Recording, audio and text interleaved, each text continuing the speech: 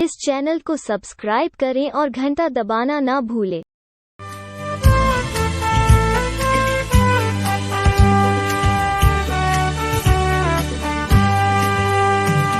यहोवा का धन्यवाद करो, क्योंकि वो भला है, उसकी करुणा सदा की है। धन्यवाद करो। राजाओं का राजा यीशु राजा जगत पे राज करेगा। हालेलुया हालेलुया, उसका धन्यवाद करो।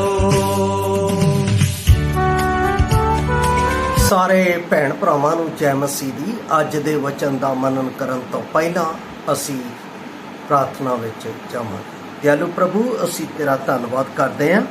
ਅੱਜ ਤੇਰੀ ਜੈ ਅਤੇ ਪੁਨਰਥਾਨ ਦਾ ਦਿਨ ਹੈ ਔਰ ਪਰਮੇਸ਼ਰ ਪਿਤਾ ਇਸ ਧਰਤੀ ਦੇ ਹਰ ਇੱਕ ਜਗ੍ਹਾ ਦੇ ਵਿੱਚ ਜਿੱਥੇ ਤੇਰੇ ਪਵਿੱਤਰ ਲੋਕ ਇਕੱਠੇ ਹੁੰਦੇ ਨੇ, ਉਹ ਤੇਰੀ ਇਬਾਦਤ ਕਰਨ ਦੇ ਲਈ, ਤੇਰੀ ਮਹਿਮਾ ਕਰਨ ਦੇ ਲਈ, ਤੇਰੀ ਵਡਿਆਈ ਕਰਨ ਦੇ ਲਈ ਇਕੱਠੇ ਹੁੰਦੇ ਨੇ, ਕਿਉਂਕਿ ਪਰਮੇਸ਼ਵਰ ਨੇ ਉਹਨਾਂ ਦੇ ਜੀਵਨ ਦੇ ਵਿੱਚ ਇੱਕ ਪਵਿੱਤਰ ਕਾਰਜ ਕੀਤਾ ਹੈ। ਉਹ ਕਾਰਜ ਜਿਹੜਾ ਤੇਰੀ ਮਹਿਮਾ ਨੂੰ ਪ੍ਰਗਟ ਕਰਦਾ ਹੈ, ਤੇਰੀ ਵਡਿਆਈ ਨੂੰ ਪ੍ਰਗਟ ਕਰਦਾ ਹੈ ਅਤੇ ਤੇਰੀ ਉਸਤਤ ਨੂੰ ਪ੍ਰਗਟ ਕਰਦਾ ਹੈ।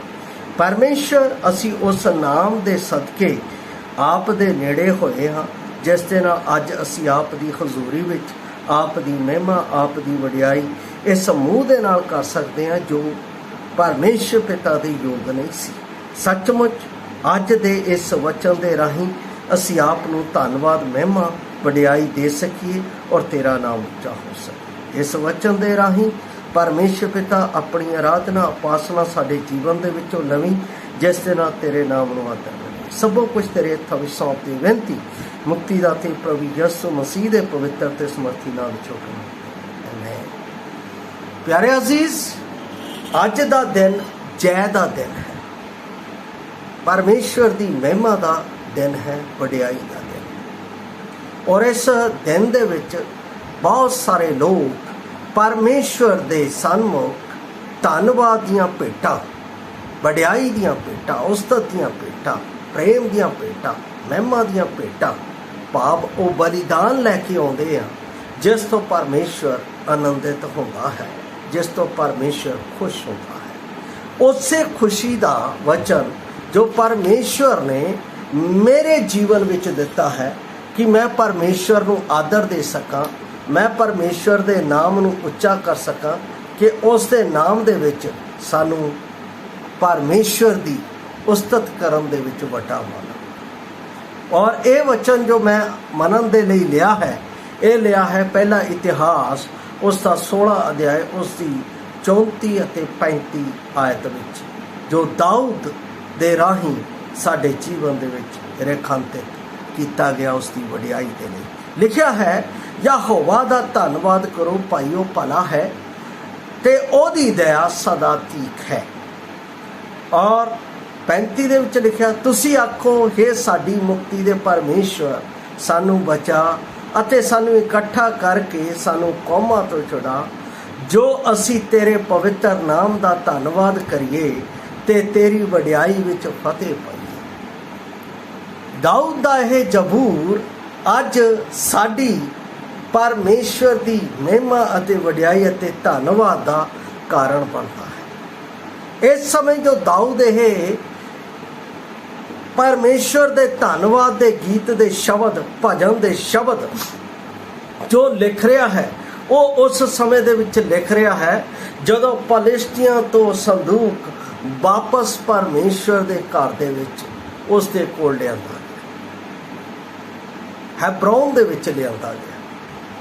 ਕਿੰਨੀ ਅਦਭੁਤ ਗੱਲ ਹੈ ਕਿ ਜਦੋਂ ਉਹ ਆਉਂਦਾ ਹੈ ਤਾਂ ਦਾਊਦ ਖੁਸ਼ੀ ਦੇ ਨਾਲ, ਮਹਿਮਾ ਦੇ ਨਾਲ, ਵਡਿਆਈ ਦੇ ਨਾਲ ਪਰਮੇਸ਼ਵਰ ਦੀ ਮਹਿਮਾ ਅਤੇ ਉਸਤਤ ਅਤੇ ਵਡਿਆਈ ਕਰਦਾ ਹੈ। ਇਸੇ ਵਡਿਆਈ ਨੂੰ ਦਾਊਦ ਆਪਣੇ ਜੀਵਨ ਦੇ ਵਿੱਚ ਹੋਰ ਵੀ ਅਧਿਕਾਈ ਦੇ ਨਾਲ ਕਰਨ ਦਾ ਪ੍ਰਗਟ ਕਰਦਾ ਹੈ। ਇਸ ਜੋ ਵਚਨ ਲਿਆ ਹੈ ਧੰਨਵਾਦ ਦੇ ਲਈ, ਉਹ ਹੈ ਪਰਮੇਸ਼ਵਰ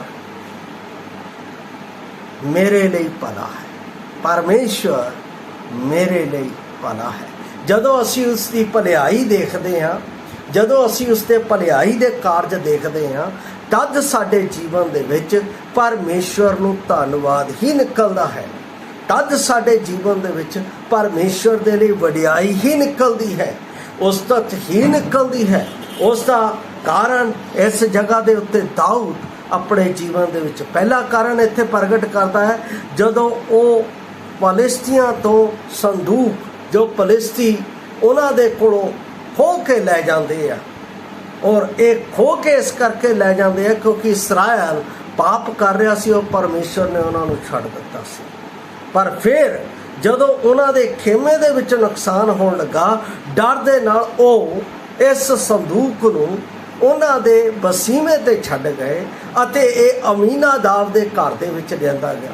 उत्थों जदों लैके जाण लगे खुशी दे नाल, तद दाऊद इत्थे कहंदा है, यहोवा दा धन्नवाद करो भाई, वो भला है। सचमुच वो मेरा परमेश्वर भला है।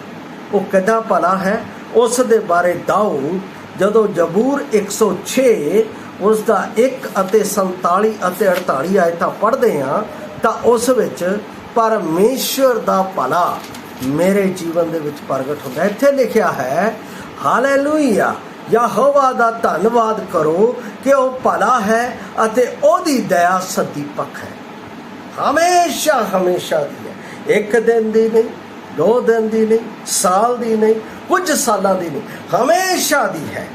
और उस लिए दाऊद इत्थे परमेश्वर का धन्नवाद करता है। वो कहता यहोवा धीर जी है। जदों 47 अते 48 वचन भी इहदे विच पढ़दे हां, हे यहोवा साडे परमेश्वर सानू बचा लै अते कौमां नूं साडे विच इकट्ठा कर कि असीं तेरे पवित्र नाम दा धन्नवाद करिए अते तेरी उस्तत वल फुल फुल वहीए। यहोवा इस्राएल दा परमेश्वर आद तो अंत तक मुबारक होवे। हे सारी प्रजा आख आमीन, हालेलुया। साडे पापी जीवन नूं बचा कौन सकदा सी? साडे पापी जीवन दे नाल प्यार कौन कर सकदा सी? साडे पापी जीवन दे नाल भलाई कौन कर सकदा सी? साडे पापी जीवन दे लई पवित्रता दा कारज कौन कर सकदा सी? साडे पापी जीवन दे लई परमेश्वर दी सच्चाई साडे विच कौन पा सकदा सी? दाऊद उस परमेश्वर के बारे बयान करके कहता है, यहोवा भला है, ओदी दया सदी पक्ष है। कितनी अद्भुत गल वो उस समय पहले समय दे विच आ करिया। और ये दया मेरे अते आप दे जीवन दे विच प्रगट हुई है, जिस नूं यरमाया ने अपने जीवन दे विच, यरमाया तो पहला एजरा नबी ने जदों वो 70 साल की गुलामी तो छुट के जरब्बाबेल की अगवाई दे विच आए, तद उन्होंने परमेश्वर की महिमा किस तरह प्रगट की, मैं वो भी आप दे नाल दस रहा हाँ। एजरा नबी की पुस्तक जदों असी पढ़ते हाँ तो उस दा 3:1 दे विच लिखिया है, जद 7वां महीना आया इसराइली नगर विच वस गए तो लोग एक तन हो के यरूशलेम विच इकट्ठे हुए।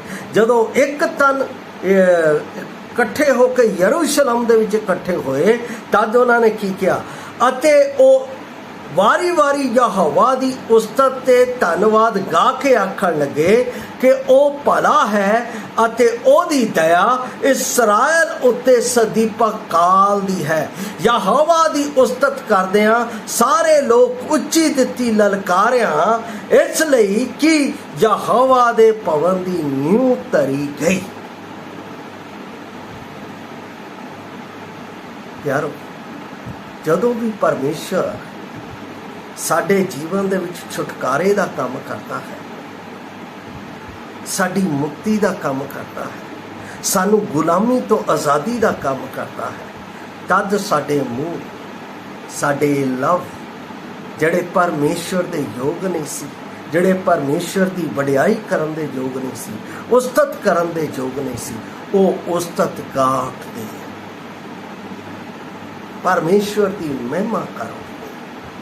ਮੈਂ ਇਸੇ ਮਹਿਮਾ ਨੂੰ ਜੋ ਮੇਰੇ ਦਿਲ ਦੇ ਵਿੱਚ ਦਾਊਦ ਦੇ ਜਵਾਨੀ ਆਇਆ, ਉਹ ਮੈਂ ਪ੍ਰਭੂ ਯਿਸੂ ਮਸੀਹ ਦੇ ਇਸ ਧਰਤੀ ਦੇ ਉੱਤੇ ਆਉਣ ਤੇ ਜੋ ਉਸਨੇ ਪਾਪੀ ਲੋਕਾਂ ਦਾ, ਪਾਪੀ ਮਨੁੱਖਾਂ ਦਾ ਇਸ ਧਰਤੀ ਦੇ ਉੱਤੇ ਨਿਸਤਾਰਾ ਦਿੱਤਾ, ਛੁਟਕਾਰਾ ਦਿੱਤਾ, ਉਸ ਦੀ ਮਹਿਮਾ ਦੇ ਲਈ ਸਾਡੇ ਜੀਵਨ ਦਾ, ਜਿਵੇਂ ਦਾਊਦ ਕਹਿੰਦਾ ਹੈ, ਆਓ ਯਹੋਵਾ ਲਈ ਇੱਕ ਨਵਾਂ ਗੀਤ ਗਾਓ। ਮੇਰੇ ਜੀਵਨ 'ਚ ਵੀ ਉਹ ਗੀਤ ਨਿਕਲਦਾ ਹੈ ਕਿ ਯਹੋਵਾ ਭਲਾ ਹੈ, ਯਹੋਵਾ ਦੀ ਦਇਆ ਸਦਾ ਦੀ ਹੈ, ਉਹ ਭਲਾ ਕਰਦਾ।